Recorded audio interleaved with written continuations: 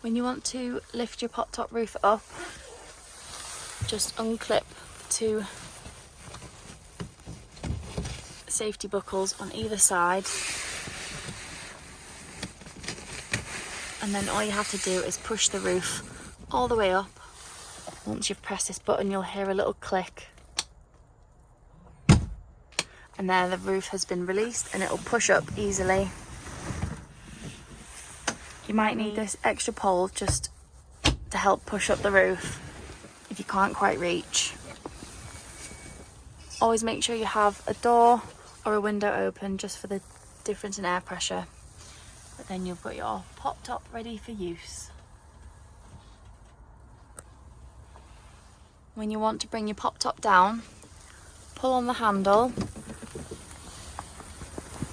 until the roof rests on itself, and then you want to pull the canvas in. So on all sides you want to pull the canvas in, making sure everything's tucked in so it won't get caught on the framework, all the way around the top as well.